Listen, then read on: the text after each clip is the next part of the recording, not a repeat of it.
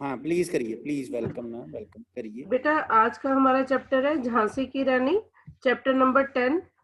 सबसे पहले आप अपने पास पेन पेंसिल रखना, वर्ड मीनिंग साथ साथ बोलते जाऊंगी। सिंहासन हिल उठे, राजवंशों ने भ्रुकुटी तानी थी। ये सुभद्रा कुमारी चौहान की लिखी हुई कविता है, जिन्होंने इस कविता द्वारा के झांसी की रानी की वीरता का वर्णन किया है कि कैसे उसने अंग्रेजी शासक से अपने राज्य को बचाने के लिए, झांसी को बचाने के लिए कैसे वो वीरता से लड़ी। एक वीरांगना, वीर का लिंग बदलो वीरांगना, क्योंकि वो स्त्रीलिंग थी तो इसलिए उसके साहसिक जीवन का परिचय दिया गया है कि कैसे वो देश की रक्षा के लिए, अपने राज्य की रक्षा के लिए उसने अपने प्राणों का बलिदान दिया।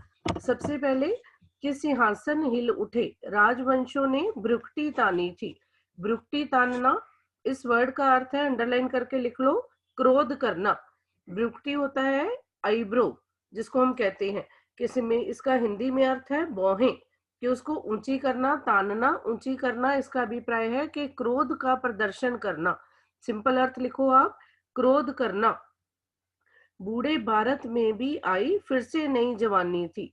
जब फर्स्ट दो लाइनों की व्याख्या सुनो ध्यान से, कि सिंहासन हिल उठे, जब रानी जो थी वो झांसी की रानी लक्ष्मीबाई के बारे में कविता में कवित्री बता रही है कि जब रानी वीरता के साथ आगे आई देश की, अपने राज्य की रक्षा के लिए, जब वो आगे आई तो सबसे पहले क्या हुआ, उसकी वीरता को देखकर जो कुटिल राजा थे, जो अंग्रेजों के साथ मिले हुए राजा थे, उनके सिंहासन हिल उठे। इसका अभिप्राय क्या है कि वे राजा भी अंग्रेजों के साथ मिलकर अंग्रेजी के रानी के खिलाफ विद्रोह करने के लिए, उसके खिलाफ लड़ने के लिए तैयार हो गए। सिंहासन हिल उठे कि अंग्रेजों के साथ मिले हुए जो राज्य थे, उनके राजा भी अंग्रेजों के साथ मिले होने के कारण रानी के खिलाफ हो गए।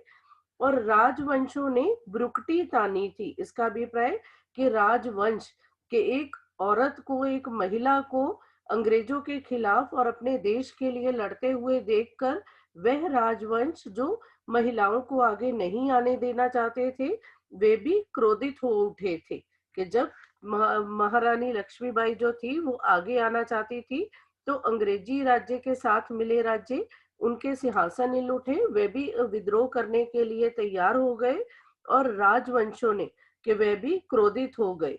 बूढ़े भारत में भी आई फिर से नई जवानी थी, कि इसमें भारत को बूढ़ा क्यों कहा गया है, क्योंकि बूढ़े भारत, किसका अभिप्राय कि वह लोग जो अपनी वीरता को कहीं खो चुके थे, जो अंग्रेजों के डर से, अंग्रेजों के भय से अपनी वीरता प्रदर्शित नहीं कर पा रहे थे। रानी की वीरता के कारण, रानी के आह्वान, जब उसने पुकारा कि सभी मिलकर अंग्रेजों के खिलाफ हम अपने देश को आजाद करवाएंगे, तो बूढ़े भारत के ऐसा लग रहा था उस भारत में भी फिर से एक नई जवानी, नया जोश जो है वो पैदा हो गया है। जवानी का अर्थ क्या है कि एक जोश, अंडरलाइन करके लिख लो, आपको याद रहेगा कि बूढ़े भारत में, बूढ़ा भारत किस लिए कहा गया है, जो वीरता का प्रदर्शन नहीं कर पा रहा था, अपनी वीरता को नहीं दिखा पा रहा था अंग्रेजों के भय से, अंग्रेजों के डर से। वैसे ही लोग अपना जीवन जी रहे थे, तो उनमें रानी की वीरता को देखकर एकदम से फिर से नया जोश पैदा हो गया। गुमी हुई आजादी की कीमत सबने पहचानी थी, कि उनको लग रहा था जो अंग्रेजों के गुलाम बनकर जीवन जी रहे थे, उन लोगों को अचानक से क्या लगने लगा कि हमारी आजादी जो गुम हो गई थी, हमारी आजादी जो कहीं खो गई थी, उसकी कीमत सबने पहचानी थी। कि उस खोई हुई आजादी का मूल्य जो था, सब जान चुके थे कि आजादी कितनी महत्वपूर्ण होती है।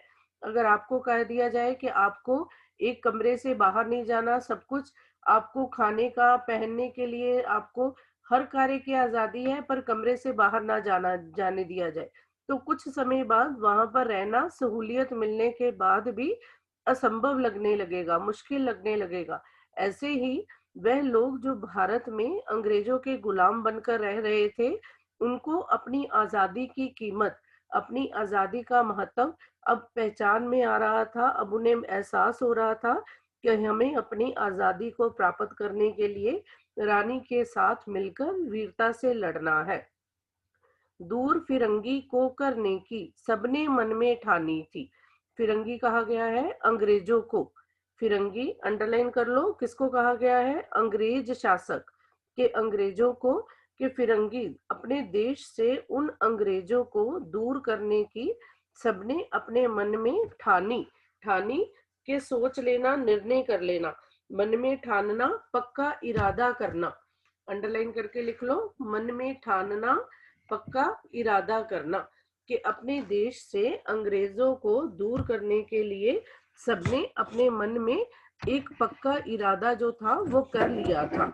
हाँ जी, फर्स्ट पैराग्राफ क्लियर? एक बार जल्दी से बोल रही हूँ कि जब रानी जो थी, कविता में कवित्री हमें क्या बता रही है कि जब रानी वीरता से लड़ने के लिए अपने देश की आगे आई तो सबसे पहले क्या हुआ के सिंहासन, उन राजाओं के सिंहासन हिल उठे। उन राजाओं ने विद्रोह में आगे आना शुरू कर दिया कि जो अंग्रेजों के साथ मिले हुए थे। और राजवंशों ने, और वह राज्य वंश के लोग जो राज्य के ही लोग थे पर जो महिला को, एक रानी को आगे नहीं आने देना चाहते थे, उन्होंने भी क्रोध भ्रुकुटी तानना, अपना क्रोध दिखाना शुरू कर दिया था। पर इसी के साथ बूढ़े भारत में, कि जो भारत बूढ़ा हो चुका था, किस प्रकार जो कब से गुलामी सहते हुए उस राज्य को, अपने भारत देश को आजाद कराने के लिए कुछ नहीं कर रहा था। रानी की जोश को देखकर, रानी की वीरता को देखकर उनमें फिर से एक नया जोश पैदा हो गया था। और गुमी हुई आजादी, जिस आजादी को कहीं वे खो चुके थे, उस आजादी की कीमत अब सबने, उस कीमत पहचानना, उसके महत्व को समझना, उस आजादी के महत्व को सबने पहचान लिया था। और अपने देश से फिरंगी अंग्रेजों को दूर करने के लिए सबने अपने मन में पक्का इरादा कर लिया था। ठान लेना, इरादा कर लेना। Next paragraph. चमक उठी सन 57 में वह तलवार पुरानी थी। अब सन 57 1857, जिसमें पहला विद्रोह अंग्रेजों के खिलाफ किया गया था, उसका वर्णन किया गया है कि अंग्रेजों को अपने देश से निकालने के लिए सन 1857, लिख लो आप, यहाँ पर नहीं लिखा हुआ, 1857 1857 के सबसे पहला जो विद्रोह हुआ अंग्रेजों के खिलाफ, तो उसमें ऐसा लग रहा था पुरानी तलवार चमक उठी थी। कि चमक उठी सन 57 में वह तलवार पुरानी थी। कि तलवार, उसमें जो जोश था, उस तलवार में जो वीरता पर पेश करने की ताकत थी, वह बहुत पहले से थी। पर तब वो अंग्रेजों से के भय से उन्हीं के साथ काम कर रहे थे, पर अब उनके खिलाफ लड़ने के लिए वह तलवार फिर से दोबारा से चमक उठी थी। अंग्रेजों को देश से निकालने के लिए उसने अब प्रण कर लिया था, इरादा कर लिया था, तो इसलिए वह तलवार फिर से चमक उठी। बुंदेले हर बोलों के मुंह हमने सुनी कहानी थी, खूब लड़ी मर्दानी वह तो झांसी वाली रानी थी। अब यहाँ पर कवित्री क्या कह रही है कि ये लाइनें जो हैं, ये पंक्तियां जो हैं, हर एक पैराग्राफ के बाद आनी है। इसको एक बार समझ लो कि कवित्री क्या कहती है। बुंदेले हर बोलों के मुंह से, बुंदेलखंड स्थान का नाम, के राजस्थान में बुंदेलखंड एक स्थान का नाम, के वहां के हर बोले जाति के लोग, बुंदेले बुंदेलखंड एक स्थान का नाम, हर बोले जाति का नाम, के हर बोले एक ऐसी जाति जो अपने राजा या रानी की वीरता के गुणगान करने के लिए गीत गात लिखते थे, कविताएं लिखते थे। तो जो सुभद्रा कुमारी चौहान है, कवित्री है, वो क्या कह रही है कि मैंने उस रानी की, उस झांसी वाली रानी की वीरता की ये कहानी किससे सुनी हुई है कि बुंदेलखंड के हर व्यक्ति और हर बोले जाति के लोग जो इस वीरता के बारे में लिखते थे, कि मैंने उनके मुंह से ये कहानी सुनी है कि खूब लड़ी मर्दानी, मर्दानी मर्दों के समान, पुरुषों के समान, आदमियों के समान, कि झांसी की जो रानी थी वह मर्दों के समान, पुरुषों के समान दुश्मनों से खूब जमकर, खूब पूरी तरह से तैयार होकर आदमियों की तरह लड़ाई करती थी। इस पैराग्राफ को एक बार दोबारा से सुन लो कि यहाँ पर 1857 की उस तलवार की चमक की बात की गई है जो पुरानी हो चुकी थी। पुरानी किस लिए? कि वे अंग्रेजों के भय के कारण वैसे ही अपना जीवन जी रहे थे लोग, अब वो उनके खिलाफ जाकर लड़ने को तैयार थे। और ये बात बुंदेलखंड के हर बोले जाति के लोग इस कहानी को, इस वीरता को अपने पूरे राज्य में गुणगान करते थे कि वह झांसी वाली रानी जो मर्दों की तरह, पुरुषों की तरह लड़ी, वह उसकी कहानी का वर्णन सभी करते हैं। हाँ जी, फर्स्ट पैराग्राफ। अब नेक्स्ट सेकंड पैराग्राफ है कि अब रानी के बचपन का वर्णन, कि रानी के बारे में बताने से पहले कि उसके बचपन का वर्णन कर रहे हैं कि वो कहाँ रहती थी, वो बचपन में कैसा जीवन व्यतीत करती थी, वो कैसे अपने दोस्तों के साथ खेलती थी। कि सबसे पहले कानपुर के नाना की मुंह बोली बहन छबीली थी। जो रानी झांसी की रानी थी लक्ष्मीबाई, उसका अपना कोई भाई बहन नहीं था, तो वो कानपुर के नाना की मुंह बोली। हमने फर्स्ट चैप्टर जब किया था साहसी चिड़िया, मुंह बोली तब भी किया था इसका अर्थ, कि मुंह बोली का अर्थ है कि धर्म बहन, कि जो अपनी सी लगती है, कि बिल्कुल अपना सा संबंध बना लिया जाता है जिसके साथ। तो मुंह बोली जो सगी बहन ना हो पर धर्म से, कि अपने धर्म के साथ मानी गई कि ये मेरी सगी बहन से भी अधिक है या सगी बहन के भी समान है। कानपुर के नाना, नाना एक व्यक्ति का नाम है, ये नहीं कि वो एज्ड थे, वो उम्र में बड़े थे, पर वो रानी के बराबर थे, उनका नाम ही नाना था। कि कानपुर के नाना की मुंह बोली बहन छबीली थी। छबीली यहाँ पर किसका नाम है? रानी लक्ष्मीबाई के बचपन का नाम। कि वो बताएंगी, कि कवित्री हमें बताएगी कि लक्ष्मीबाई का नाम कैसे झांसी की रानी, या उसका नाम कैसे बढ़ा आगे जाकर, कि अभी उसका नाम क्या था जब वो बचपन में थी, छोटी आयु में, तो उसका नाम छबीली। कि झांसी की रानी लक्ष्मीबाई का परिचय देते हुए कवित्री हमें क्या कह रही है कि उसका बचपन का नाम छबीली था, और वे कानपुर के नाना, कि उनका पूरा नाम अगर मैं आपको अभी बता दूं तो धुंधुपत नाना, ये आगे भी आएगा नाम, कि नाना का पूरा नाम क्या था, उनका भी बचपन का नाम लिखा हुआ है कि नाना का पूरा नाम धुंधुपत नाना, ये आगे आपकी कविता में भी आएगा। कि वह उनकी मुंह बोली बहन बनी हुई थी, कि वह धर्म की बहन बनी हुई थी। छबीली रानी लक्ष्मीबाई का नाम, लक्ष्मीबाई नाम पिता की वह संतान अकेली थी।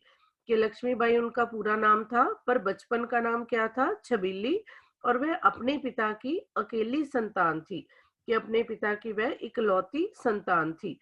नाना के संग पढ़ती थी वह, नाना के संग खेली थी। कि बचपन में नाना धुंधुपत और रानी लक्ष्मीबाई, जिसका नाम छबीली था, वो दोनों एक साथ पढ़ते थे और वे उसी के साथ खेलती थी। दोनों एक साथ पढ़ते और एक साथ खेलते थे। बर्छी ढाल कृपान कटारी उसकी यही सहेली थी। अब वो बता रही है कि जैसे बचपन में बच्चे जो हैं अपनी सहेलियों के साथ बातें करते हैं, तो यहाँ पर रानी की जो कहानी है उसमें उसकी सहेलियां कौन थी? कि बर्छी चलाने वाले सभी हथियार, के बर्छी ढाल कृपान के वार को रोकने का हथियार, कृपान तलवार, कटारी जो एक चाकू की तरह होती है, उसकी यही सहेली थी। कि वह बचपन, इसका इस पंक्ति का अभिप्राय क्या है कि रानी जो है वो क्या बता रही है कि बचपन में उसकी सहेलियां बर्छी, कृपान, ढाल, तलवार या कटारी यही सहेलियां थी, क्योंकि वे अपनी वीरता के साथ लड़कों के, कि उसके खेलने के लिए उसका साथ कौन देता था? नाना धुंधुपत। तो उनके साथ खेलते हुए वे केवल बर्छी, डाल, तलवार और कटारी के साथ ही खेलती थी, और उन्हीं को उसने अपनी सहेलियां माना हुआ था। वीर शिवाजी की गाथाएं उसको याद जमानी थी। गाथाएं कहानियां, गाथा शब्द कहानी, तो यहाँ पर गाथाएं वचन बदलो लिखा हुआ है, कहानियां। वीर शिवाजी की गाथाएं उसको याद जमानी थी, कि वह वीरता के साथ अगर खेलती थी बचपन में, तो वह वीर ही वो लोगों की कि उन लोगों की कहानियां भी सुनती थी जो बहादुर थे, जो वीर थे। तो शिवाजी की महाराणा शिवाजी प्रताप की कहानियां जो थी उसको जबानी कि उसको बिल्कुल याद थी, उसको जबानी याद थी कि कवित्री क्या कहती है कि उसके संबंध में कि अब आगे बुंदेले हर बोलो के मुंह हमने, मैंने आपको बताया था हर पैराग्राफ में ये लाइन दोबारा से आनी है कि बुंदेले हर बोलो के मुंह हमने सुनी कहानी थी, खूब लड़ी मर्दानी वह तो झांसी वाली रानी थी। बेटा कविता पढ़ते पढ़ते आपको ये लाइनें याद ही हो जाएंगी। और सुभद्रा कुमारी चौहान की ये रानी की बहादुरी का वर्णन करते हुए लिखी गई बहुत सुंदर कविता, और जिसके बारे में जानकर रानी लक्ष्मीबाई के इतिहास को जानकर हमें वीरता के महिलाएं जो थी शुरू से ही बहादुर और वीर होती हैं, उनको कमजोर मानना बिल्कुल गलत है। कि बुंदेलखंड के हर बोले जाति के लोगों के मुंह से कवित्री क्या कह रही है कि हमने ये कहानी सुनी हुई थी कि खूब लड़ी, कि मर्दानी के मर्दों के समान खूब वीरता से लड़ने वाली वह झांसी की रानी थी। हाँ जी, इस पैराग्राफ में एक तरह से उनके बचपन का नाम, उनके पिता के बारे में कि उनकी वो अकेली संतान और वह किसके साथ खेलती थी, कौन सी उसकी सहेलियां थी और कैसे वो बहादुर लोगों की कहानियां सुनती थी। हाँ जी, नेक्स्ट है कि नेक्स्ट पैराग्राफ कि अब वो अपने स्वभाव से कैसी थी, कि हमने उनके बचपन के बारे में सुना है कि वह स्वभाव से कैसी थी। कि नेक्स्ट पैराग्राफ है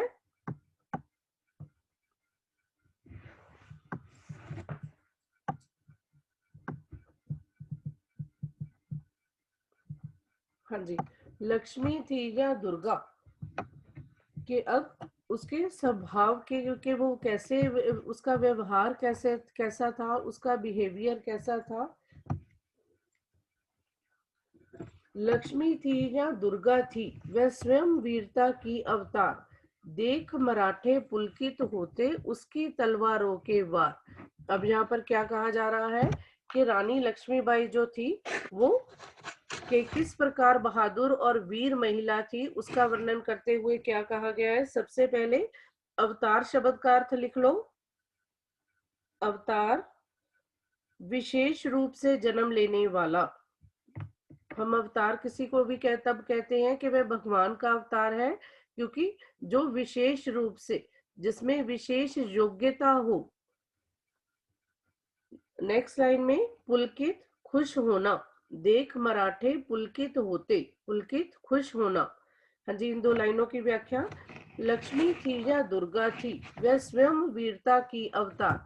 अब यहाँ पर कवित्री क्या कह रही है कि रानी लक्ष्मीबाई वीरता की अवतार थी, उसे आप चाहे लक्ष्मी का नाम दो चाहे दुर्गा का नाम दो, पर वो क्योंकि लक्ष्मी कहने से का अभिप्राय कि वह धन वैभव, कि उसको पैसे की धन दौलत की कमी नहीं थी। दुर्गा का अभिप्राय है कि दुष्टों का अपने शत्रुओं का संहार करने वाली, कि वो इतनी बहादुर थी कि स्वयं वीरता की अवतार, कि ऐसा लगता था कि वह स्वयं बहादुरी का अवतार लेकर इस दुनिया में आई है। तो यहाँ इसका अवतार शब्द का अर्थ है कि विशेष रूप से जन्म लेने वाला। कि रानी लक्ष्मीबाई कैसी थी कि आप उसको लक्ष्मी कहो कि उसके पास धन दौलत की कमी नहीं थी, दुर्गा कहो जो दुष्टों का संहार करने वाली है, दुर्गा माँ का वर्णन कि वे स्वयं की रानी जो थी वे ऐसा लगता था कि वह स्वयं अपने आप बहादुरी का अवतार लेकर बहादुरी के रूप में उसने जन्म लिया है। देख मराठे पुलकित होते उसकी तलवारों के वार। मराठे जाति के लोग, के मराठा जाति के लोग, क्योंकि वे मराठा जाति से संबंध रखती थी, तो जब वह बहादुरी के कार्य करती तो उसके परिवार में, उसके विशेष रूप से उसके राज्य के लोग जो भी जहां वह रहती थी, मराठा जाति जो थी उसकी तलवारों की वार, तलवार वार जो शब्द का अर्थ है हमला या प्रहार, कि जब वो अपनी तलवारों से वीरता के खेल दिखाती थी तो मराठा जो थे, वो उस जाति के लोग जो थे वो प्रसन्न हो जाते थे, खुश हो जाते थे कि उसकी वीरता और बहादुरी को देखकर। नकली युद्ध, व्यूह की रचना और खेलना खूब शिकार, सैन्य घेरना, दुर्ग तोड़ना, ये थे उसके प्रिय खिलवाड़।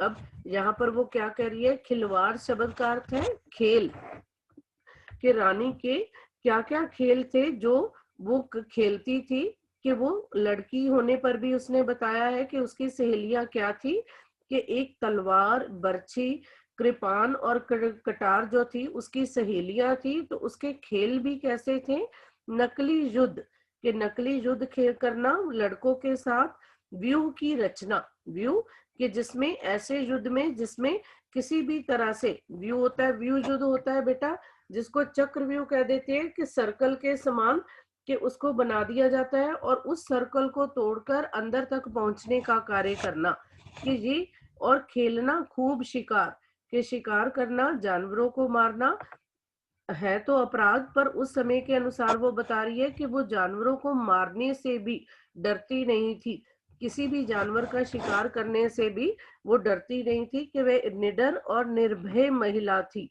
सैन्य घेरना, कि नकली सेना बनाकर लड़कों के साथ और सेना को घेरने का कार्य करना। दुर्ग तोड़ना, दुर्ग किला, किसी भी किले में प्रवेश करने के लिए उस किले को कैसे तोड़ा जाए, ऐसे खेल खेलना, कि ये थी उसके प्रिय खिलवाड़, खिलवाड़ खेल, कि रानी जब छोटी थी बचपन में कौन से खेल खेलती थी, नकली युद्ध करना, कि ये नहीं कि वो सच में किसी राजा के साथ लड़ने के लिए चली जाती थी, वो लड़कों के साथ खेलते हुए नकली युद्ध करती थी। व्यू की रचना, कि व्यू के नकली व्यू बनाकर, जैसे मैंने आपको बताया कि उस व्यू को तोड़ने का कार्य करना, उस व्यू को बनाने का कार्य करना, कि उसको कैसे भंग किया जाए, और शिकार खेलना उसके प्रिय खेल थे। इसके अतिरिक्त सैन्य घेरना, सैन्य सेना बनाकर उसको घेरने का काम करना, किले को तोड़ना, ये सब उसके प्रिय खेल थे। महाराष्ट्र कुल देवी उसकी भी आराध्य भवानी थी। अब वह किस देवी की पूजा करती थी, वह किसको आराधना, किसकी प्रार्थना करती थी, कि सेना को जब चारों तरफ से फंसा कर नकली किले तोड़ने के प्यारे खेल वो खेलती थी, तो उसके अतिरिक्त रानी लक्ष्मीबाई ये दिखाना चाहती थी कि वह एक अच्छी सेना को घेरने का कार्य, एक अच्छी सेना को लेकर साथ चलने का कार्य कर सकती है।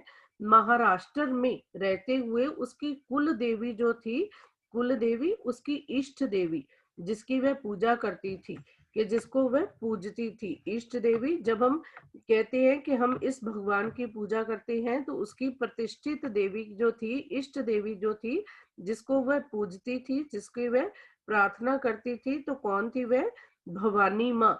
आराध्य, आराध्य आराधना करना, पूजा करना। महाराष्ट्र की में रहते हुए उसकी कुल देवी जो थी, कुल देवी उसकी जिसकी वह पूजा करती थी, वह कौन थी, कि भवानी माँ उसकी, जिसकी वह पूजा करने के लिए अपने आप को समर्पित करती थी। बुंदेले हर बोलो के मुंह से हमने सुनी कहानी थी, खूब लड़ी मर्दानी वह तो झांसी वाली रानी थी। अब यहाँ पर फिर से वही लाइनें आएंगी, कि बुंदेलखंड के हर बोले जाति के लोगों से हमने ये कहानी सुनी हुई है, कि झांसी की रानी लक्ष्मीबाई जो थी, वो मर्दों की तरह, पुरुषों की तरह बहादुरी से, वीरता के साथ लड़ती थी।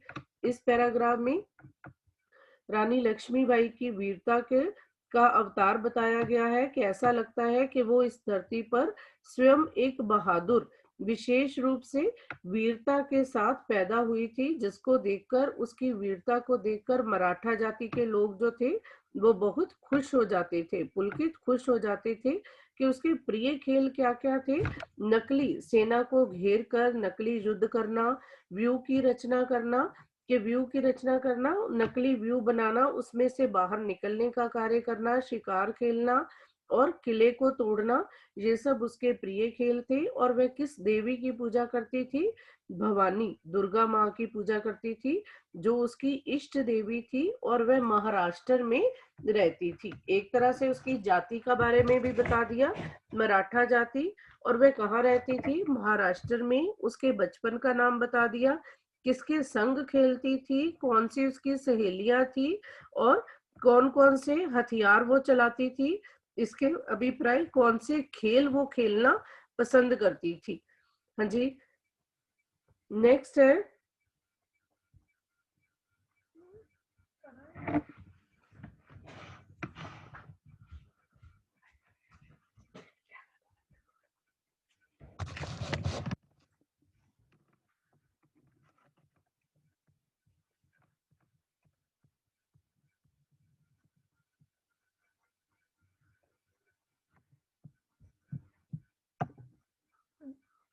हाँ जी, अब रानी की झांसी वाली रानी के पेज नंबर 70 पर ही है ये भी पैराग्राफ, कि झांसी की रानी जब बड़ी हुई कि उसके बारे में क्या कहा गया, कि जैसे जैसे रानी बड़ी हो रही थी तो जैसे माता पिता उसके लड़की की शादी के बारे में, उसके विवाह के बारे में सोचते हैं, तो ऐसे ही हुई वीरता की वैभव की साथ सगाई झांसी में, ब्याह हुआ रानी बन आई लक्ष्मीबाई झांसी में।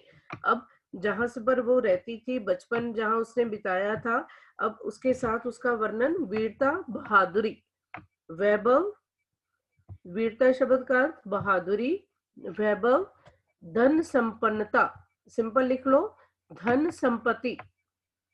ऐसा लग रहा था फर्स्ट लाइन कि वीरता की वैभव के साथ सगाई झांसी में हो गई। अब झांसी के राजा के बारे में बताया जा रहा है कि झांसी के राजा जो थे वो कौन थे, कि वो धन संपन्न, के बहुत अमीर जो थे, राजा के पास बहुत धन दौलत होती है, तो इसलिए क्या बता रहे हैं कि वो वीरांगना जिसका नाम छबीली था, अब उसकी सगाई जो थी वो किसके साथ हो गई थी, ऐसा लगता था कि जो स्वयं धन दौलत के मालिक हों, कि राजा गंगाधर राव। मैं नाम बता रही हूँ यहाँ पर, कि रानी झांसी की रानी का बनने के बाद, उनकी शादी के बाद जो उनके पति थे उनका नाम था राजा गंगाधर राव। पर जब रानी की शादी सगाई की गई तो ऐसा लग रहा था कि किसी वीरता की, किसी वैभव के साथ, बहादुरी की सगाई जो है वो धन दौलत के साथ हो गई है। ब्याह हुआ रानी बन आई लक्ष्मीबाई झांसी में, कि जब शादी के बाद रानी जो थी वो झांसी में आई तो उसको क्या नाम दिया गया, लक्ष्मीबाई।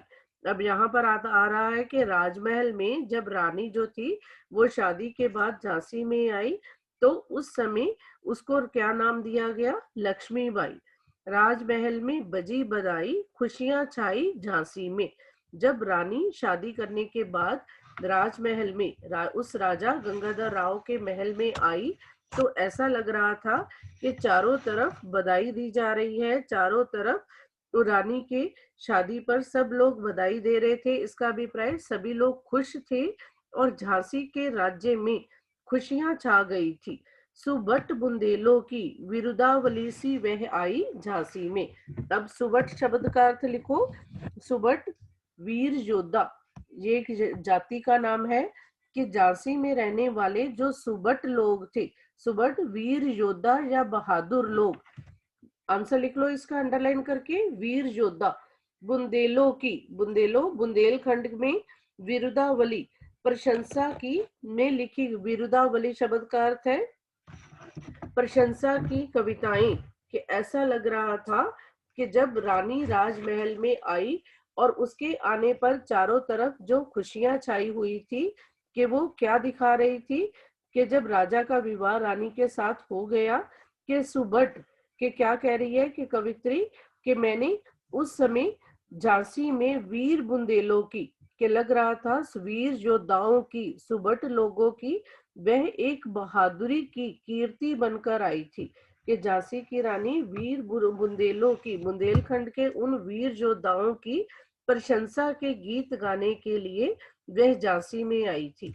इसका अभिप्राय है कि रानी के बारे में, कि उस रानी के जैसे ही राज्य में प्रवेश हुआ तो स्वयं वहां के बहादुर योद्धा थे उस रानी की वीरता का वर्णन करने के लिए आगे आ गए थे। हाँ जी बेटा,